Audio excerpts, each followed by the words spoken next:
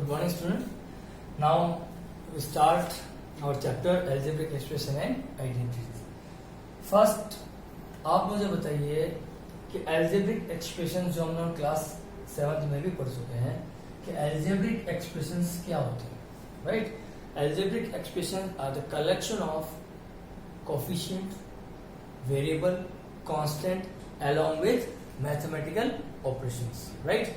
Suppose जैसे मैं एक यहाँ पे लिखा 2x प्लस 3, एक एल्जेब्रिक एक्सप्रेशन का एग्जांपल है जिसमें x क्या है, वेरिएबल। अल्फाबेट्स जितने भी होते हैं हम उसको किससे रिप्रेजेंट होते हैं, वेरिएबल, राइट। 2 क्या है, 2 इज ए कोफिशिएंट। जो वेरिएबल के साथ न्यूमेरिकल वैल्यू आती है मल्टीप्लिकेशन, वो क्या होता है, coefficient. 3 is constant term without any variable, constant term with mathematical operations. Addition है यहाँ पे, मल्टीप्लिकेशन है यहाँ पे। तो this is the example of algebraic expressions.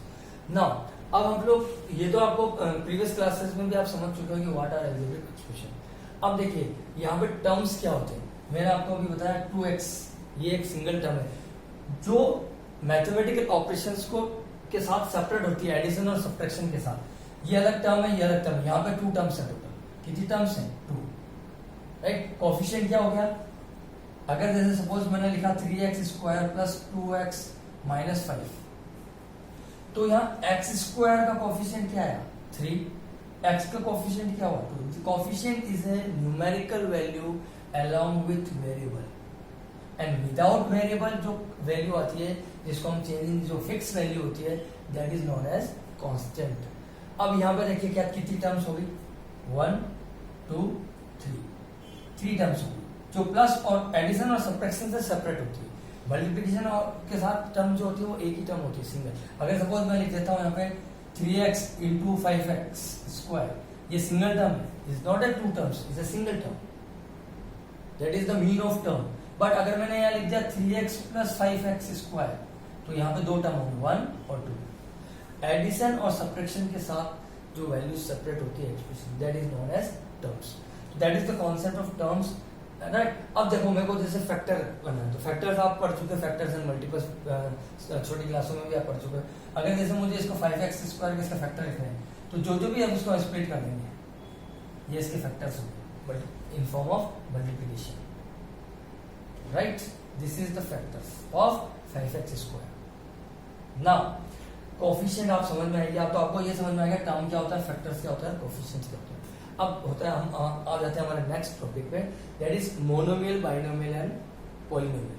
Monomials वो एक्सप्रेशंस होते हैं जिसमें सिंगल टर्म होती है। जैसे मैंने लिखा 5x is a monomial, 3 is also a monomial, constant polynomial है। कौन सा है, कांस्टेंट पॉलिनोमियल। तो जो single term having only one term, algebraic expression having only one term is known as monomial, and algebraic expressions having 2 terms are known as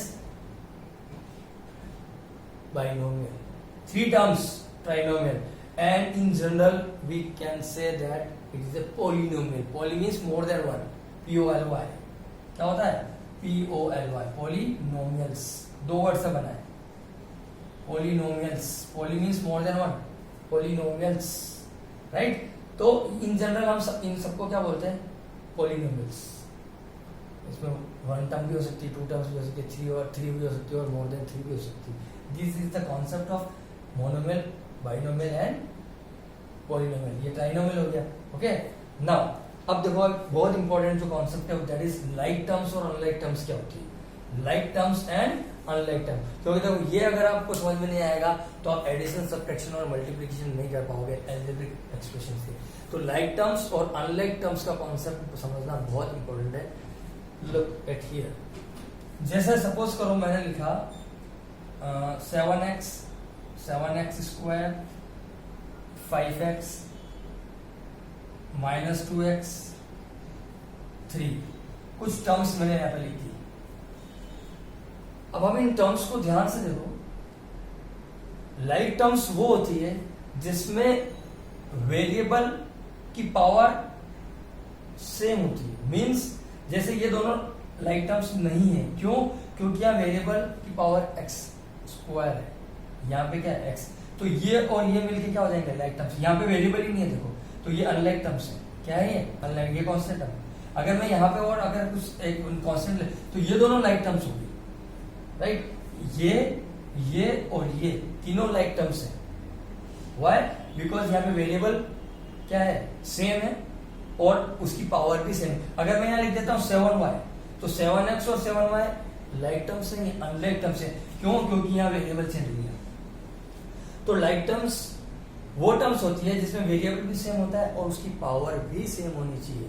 power must be same and variable must be same. अगर मैंने यहाँ पे लिख दिया -7z, देखो coefficient तीनों का same है पर वेरिएबल तीनों का अलग अलग है, इसलिए ये अनलाइक टर्म्स है। क्या है ये अनलाइक टर्म्स। तो ये क्या है लाइक टर्म्स जिनमें वेरिएबल सेम होता है और उसके पावर ऊपर की वो भी सेम होती है। अभी जैसे देखो यहाँ पावर 2 है तो ये अनलाइक। अगर मैंने यहाँ लिख दिया -3x², तो ये और ये दोनों क्या हो जाएगी like terms. This is the concept of like terms and unlike terms. Okay, अब अगर मैं कुछ और एग्जांपल आपको दे दूं, जैसे मैंने सपोज मैंने लिख दिया -3x²y, राइट, और जैसे -2yx²। Please look at here, क्या ये लाइक टर्म्स हैं दोनों? देखो आप ध्यान से, x की पावर 2 है, यहाँ भी x की पावर 2 है, यहाँ y है, यहाँ पे y। देखो ऑर्डर चेंज हो गया, ऑर्डर क्या हो गया चेंज, पर वेरिएबल दोनों सेम है और उनकी पावर भी सेम है, इसलिए ये क्या है लाइक टर्म्स हैं। कौन सी टर्म्स हैं ये like terms, both are like terms. अब देखो यहाँ x² का कोफिशिएंट क्या है -3 और यहाँ x² का कोफिशिएंट क्या है -2y। तो इसीलिए ये यहाँ -3y हो जाएगा कोफिशिएंट। तो ये लाइक टर्म्स क्यों है? क्योंकि वेरिएबल सेम है यहाँ पे और उनकी पावर भी सेम है। हाँ, अब देखो अगर मैं ये लिख देता 3xy², ध्यान से देखो, these are not a like terms. Why? Because यहाँ वेरिएबल की पावर x पावर 2 है, यहाँ पावर 1, यहाँ y की पावर 1 है, यहाँ y की पावर 2 है। तो these are not like terms, these are like terms.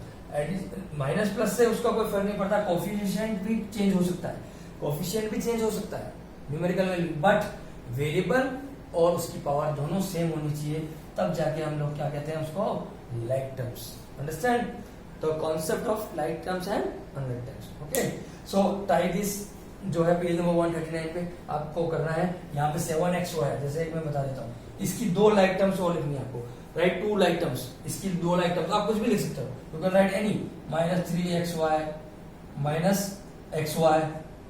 -xy, इसका कोफिशिएंट क्या हो जाएगा 1 -1।